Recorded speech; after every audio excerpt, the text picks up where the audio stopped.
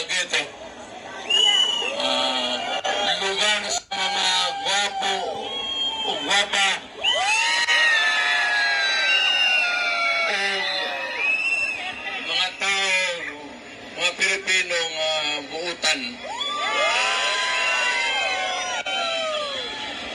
Bawal ninyo, ako retirado na. Naagin ako pagka mayor, dugay panahon. Almost 23 years kong mayor sa Davao. Kanya, nahimo kong congressman sa unang panahon. Kanya na presidente. Wala ko ikapahambog kung dili ang akong singot para sa akong papa. Wala akong pasapalo ako sigo binisaya, but I have been requested to talk in Tagalog. Makasabot mo kinakarong? Puro Tagalog. Kasi ito coverage natin ngayon, maybe it's nationwide, I do not know, but we are being heard all over the country. Alam mo naman, yung iba, maintindihan natin yan, hindi naman sila talaga nakakaintindi ng Bisaya. Kaya lang naman also, sila, ang mga Tagalog, naiintindihan nila tayo, pero sila hindi nakakaintindi sa atin. Unit ng mga Tagalog, hindi ka mga. So, hindi kasi taga Dumaguete, pero ganun pa man, I'd like to greet everybody, mga Tagalog, Mamamuro, Las Mindanao, mga Bisaya, Waray, mga Cebuano, lugar sa akong amahan diya sa Danao. So, nangipay kong dako na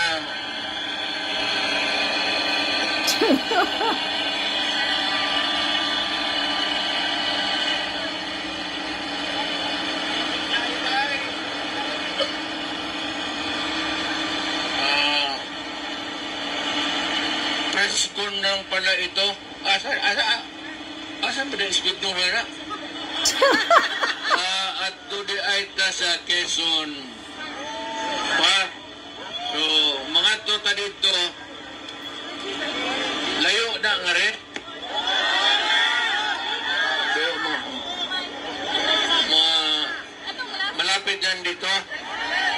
Mga ilang araw na kung nakare natin.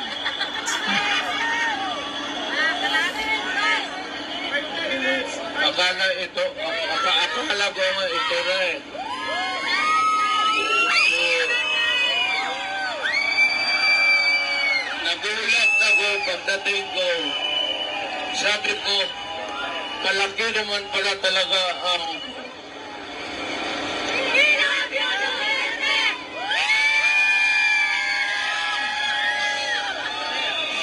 alam mo, ganito ha.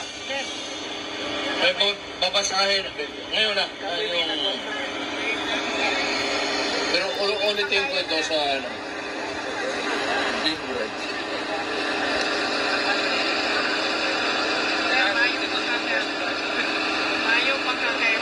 Ito yung konstitusyon natin. Ganun ito kakapal. How many pages? I don't know.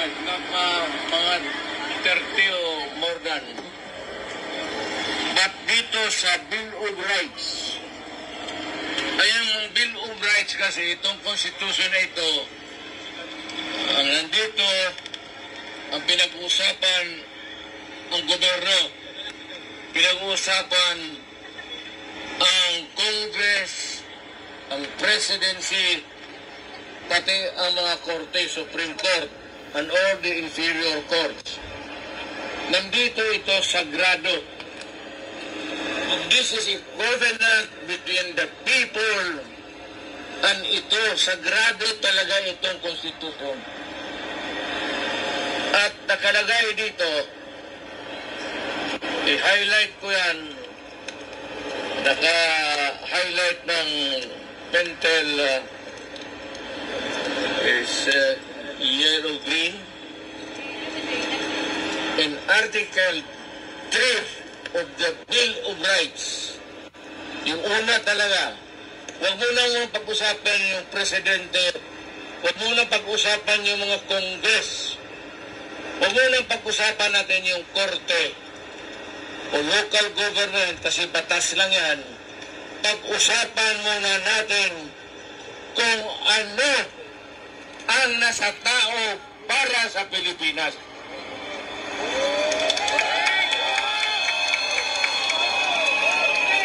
Makinig kayong mabuti para maintindihan ninyo. Ang Bill of Rights, parang will yan. Parang pader. Nakalagay dito muna ano ang taong karapatan. Parang divider na hindi may pasok ang presidency, hindi pwedeng abusuhin ng Congress at susunod talaga ang Korte Suprema at lahat ng mga korte sa ating bayan. In Article 3, Section 4, basahin ko, ayan ulit, nakalagay dito, no law, walang batas, shall be passed, walang batas na gagawin abridging the freedom of speech. Walang parapanyan. Freedom of speech, of expression. Yung gusto mong sabihin, may marsya na mo wala. O anong panahon, kung nag-uulan ba o mainit, no law shall be passed abridging. Basta huwag mong galawin the freedom of speech, of expression, and of the press, and of the people that have the right to peaceably assemble. Yung basta peaceful lang, walang gulo. To peaceably assemble and petition the government of redress of grievance. Pinakamataas ito, kaya tayo may election, tayo naman ay nagsasalita, paski saan-saan, at tayo'y nagbibigay ng sentimento kung ano ang nasa utak mo. It's better na ganon, kaysa you do not agree with government at dismayed ka o hindi mo nagustuhan na pigilan ka magsalita. Kayong iba kung gano'n, edi pupunta na lang kami sa bukid, dadali na lang nito natin sa armas. Hindi na rin naman ako makapagsalita kung ano ang damdamin mo. Kaya pinaka-sacred talaga ito. No. What is ironic, what is incongruous nito, nakakatawa, nakakagalit, nadaanan ko yung Freedom Park. Yun sana ang gusto namin. Pagpunta kami rito, naghingi kami ng permit, binigyan kami. But nung araw na dating kami, binawi yung permit at sinirahan yung Freedom Park.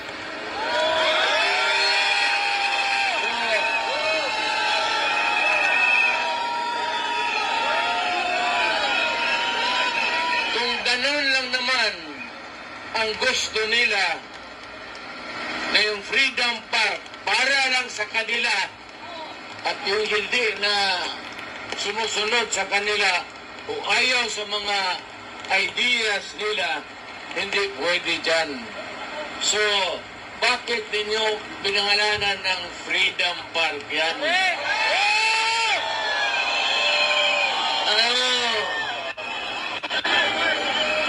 Following the administration, galing ito ng Malacanang. Kaya sa Bustos, Bulacan, ganun din ang nangyari. May plano kami, hingi kami ng permit, ang putang ina niya, ginawi.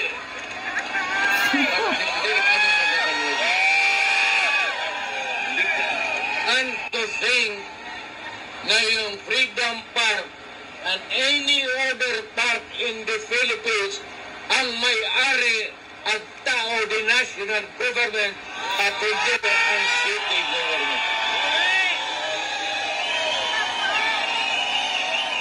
Kaya sinadya yan. Hindi sa syudad yan. Bakit mo sarahan at hindi magamit ng tao para makapagsalita kung ano ang gusto niya ang damdamin? Kaya magamit ko mo yung bastos na salita, what is the fucking reason na sinira mo ang park?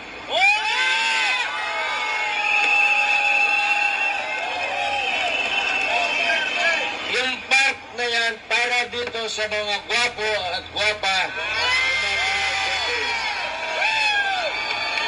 at para rin sa mga tao na pangit, hindi masyado, alam mo na, kagaya namin, mayroon siyang hindi kami taga. It is supposed to be used by every Filipino. Saan ka man na nagkaroon, galing kang Mindanao, galing ka ng Luzon, at sabihin natin, okay, pag-usapan natin doon yung politika. As a matter of fact, yung pagpunta namin dito, walang politika, wala pang eleksyon, wala kaming tinutukoy na tao, wala lahat. Ang amin is just to say something. Hindi ko na abaan kasi maglipat na tayo sa... Mayor, will you entertain a few questions from the local media? Okay, identify yourselves, local media. Sino una magtatanong? Identify yourselves and then give me the mic after. Kaya po ng Lighting Signs EPEM, 88.5 po. Okay, ano tanong mo? Ang tanong ko po, bakit nagmamahal ba yung bigas natin? Hindi lang mahal ang bigas. Ang issue ngayon is gutom ang Pilipino. Yes. Yun ang dapat nilang bigyan ng atensyon. Hindi yan magbigay ng permit. It's not that. Precisely. Nandito kami to talk about this. Kasi kung ako, putang ina kayong taga-gobyerno, bilihin na lang ninyo yung bigas, ibigay ninyo sa mahirap. Total ang pera nandyan, hindi na mawala yan. Okay, next question. Identify yourself. Don Mark TV po at YouTube channel. Tay, tanang hangyo ni tayo na ayaw bigla itay. And at the same time tay, nahadlok ni tay. Diri sa Dumaguete tay, nahadlok ni na basig ilang moonod Prime Minister ang Pilipinas, nahadlok niya na tay. Ayaw bigla Tatay Digong, please, ayaw bigla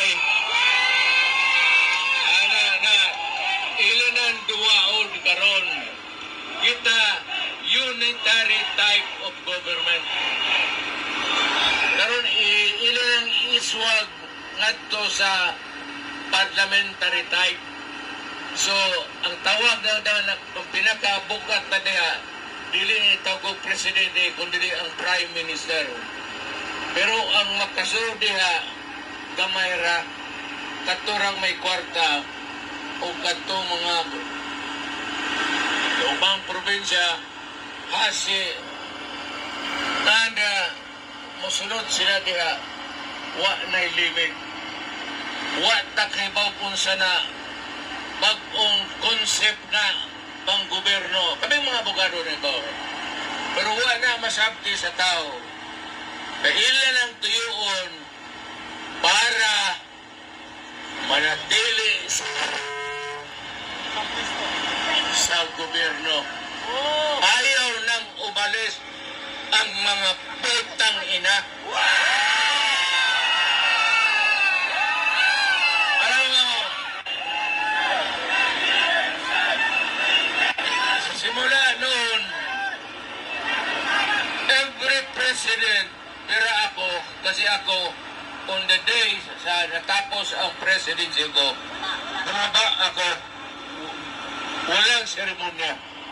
At the end of the working hours, on the day, nakatapusan kong pag-upo dyan sa Malacanang, umalis na ako, walang seremonya. Itong iba, hindi ko maintindihan kung bakit pag nandyan na sila, maging presidente na, walang ginagawa kung hindi maghanap ng paraan para tumagal sila sa pwesto hanggang kamatayan nila. O hindi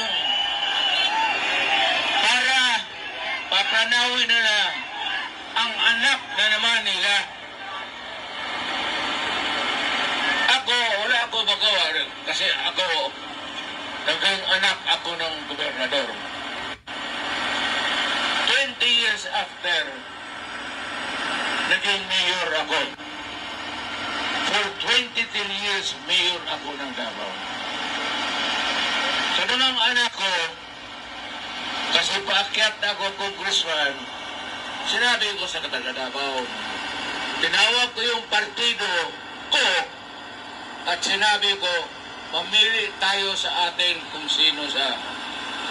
Eh alam mo, yan ang totoo, ayaw nila. Sabi nila, yung anak mo ang gusto namin. Eh kaya si Inday, pinuntahan ko, sabi ko, ikaw ang hinihingi ng tao. Eh, ayaw talaga, nag-vacillate, parang electric fan, pag ganun-ganon si Inday. Sabi ko dahil, hindi man tayong magawa ng political dynasty. But sundin natin yung kagustuhan ng tao. So, Inday... Jason! Esa nanay! Jason! Nandito! Sir! Naging mayor, matagal, 3 terms. Tapos, habang umakyat siya as vice president. Ngayon, kung saan siya papunta after this, Diyos lang ang nakalam at taong bayan gagaya ninyo. Kung ano lang ang gusto ninyo, yun ang masunod. Inday Sara Duterte! Yan ang... Inday Sara Duterte! Inday Sara Duterte! Thank you. Kung sa may mensahe po ninyo sa lain pang mga lokal na pamahalaan na gusto pa pugnan ang lain pang maisog peace rally sa laing mga dapit. Yes, ganda. Either sumusunod sila sa Malacanang. Ayaw ko ba kung bakit, anong klaseng utak. Nagbigay ka na nga ng permit, binawi mo pa. Kasi tumawag ang Malacanang.